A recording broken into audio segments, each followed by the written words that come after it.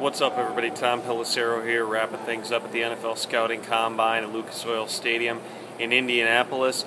A little bit different feel to this entire event this week, and I tried to spend a little more time than I usually do outside the media corral here in one of the atriums within the stadium and be out, talk to more people within the league. And one of the things that I think really stood out to me was the fact that you didn't hear many deals here, and I'm sure that a lot of that is a product of the fact that free agency starts 10 days later this year. Normally it's the combine ends actually on Tuesday here. The media stuff ends on Sunday, but the combine ends Tuesday, and by Friday night, that's when free agency launches. That's when you have all this action. This year, free agency doesn't open until March 13th, so deadlines tend to spur action, as Andrew Brandt has said to me many times, and so you're not going to have teams necessarily moving on their own free agents until that weekend before March 11th and 12th. And in the Vikings case, from what I was told by a variety of different sources around the league, are being really careful about letting any information out about their intentions of what they're going to do with either their own free agents or with other free agents within the market. They met with agents for a lot of their own free agents. I was told there was really no movement on the big guys that you're going to think about, the Aaron Hendersons of the world, Hussein Abdullah. They're not really doing a whole lot on those fronts. Now, that's going to play out here, and it sounds as though the plan is going to be they're going to meet this week between Rick Spielman, Rob Brzezinski, ownership, all going to get together, put together their plan, Leslie Frazier as well, finalize their plans of what they're going to do in free agency, because then that following week, starting on March 5th, that's when Rick Spielman's going to be out at Pro Days, which is another change here. Instead of it being the Pro Day workout starting after the launch of free agency, now they're starting before. Again, just the schedule has changed. It's all related to the new collective bargaining agreement, but it did give a little bit different feel to what happened down here this week.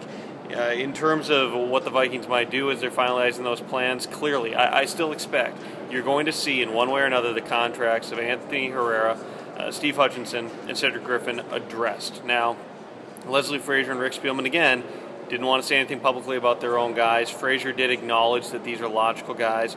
You're probably going to be looking at their deals. Hutchinson, I think that it's going to come down to whether or not he's going to restructure to the level that the Vikings want him to.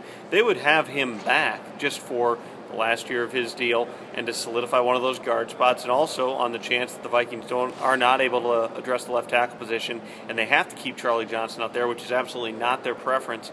Then you would have somebody that you trust inside. If they can't come to terms with Hutchinson, and he's a proud guy and a guy who's given a lot to the NFL in his career, then maybe Herrera has a chance to stick around. I still think that Anthony Herrera ultimately also is gone from this team. Cedric Griffin is a weird one, especially because Leslie Frazier talked relatively glowingly about the fact that he thinks that Cedric Griffin, another year removed from those knee surgeries, he's going to be able to come back and be able to play. Now, how much of that is lip service, how much of it is reality, and also how much power does Leslie Frazier have in these decisions at this point? The answer is Frazier doesn't have nearly the power that he did 1 year ago, and even a year ago, this reminded me of Madu Williams. Frazier was very clear in March that he thought Madu Williams was going to come back and was going to bounce back from a couple of rough seasons. He thought he could contribute. Well, what happened as soon as the lockout ended? They cut Madu, and he wasn't back. In another case that I think is related, Bernard Berrien, they restructured him and gave him one more chance to justify the investment they'd made in him. It didn't work out with Berrien, and you saw some of the same tendencies manifested in a little bit different way, but in terms of the concerns they had with Berrien wanting to be a part of the team, caring enough. You saw some of that with Cedric Griffin too, where he disobeyed coaches, where he did get benched, where he caused problems, where he actually got criticized publicly by Leslie Frazier. And Frazier's a guy who rarely criticizes anybody publicly. Those are all concerns, and that makes it hard for me to believe that Cedric Griffin is back either.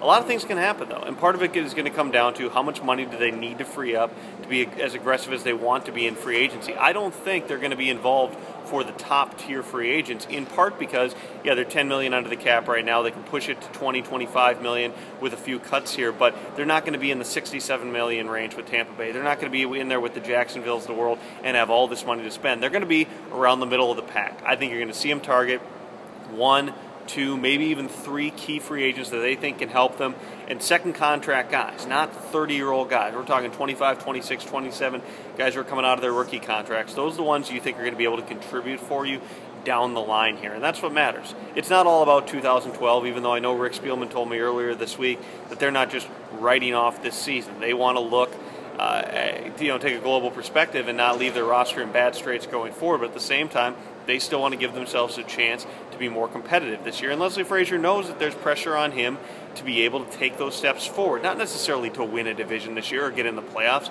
but to take a significant step forward and show his part of the program is working. The biggest chip they have, the number 3 overall draft pick. With everything that has been said about Robert Griffin here and the way that he measured out and the way that he timed out, it certainly seems as though he's solidified his position as being one of those top 3 picks. If I had to guess now, yeah, I would say St. Louis is going to put their pick up for auction. Somebody's going to come up and take Robert Griffin III, and that would leave the Vikings sitting there with a chance to draft Matt Khalil, the left tackle out of USC, who I believe is always the guy that they have coveted. But you can't rule out a trade down because of the number of different holes the Vikings have. I think that they want to use their number 1 chip on being able to protect Christian Ponder. They're not interested in replacing Christian Ponder. I don't know what sort of circumstances would have to play out for them to even look at going after another quarterback. They need that left tackle, but they need a corner too. They need a receiver. They need a nose tackle. They need a bunch of different things. It's all a matter of how far back would they go.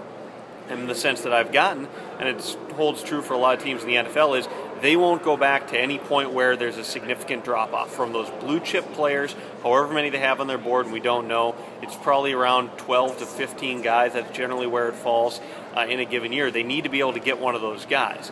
Matt Khalil absolutely is at the top of that list and would fill a huge need for them going forward. But if somebody comes forward with a compelling offer, say a pick in the middle of that first round this year, as well as a number 1 pick next year, it could leave Rick Spielman with a lot to think about. Heading back, we'll do a chat tomorrow at 1500 ESPN.com. Full coverage from the Combine is there. We'll see you.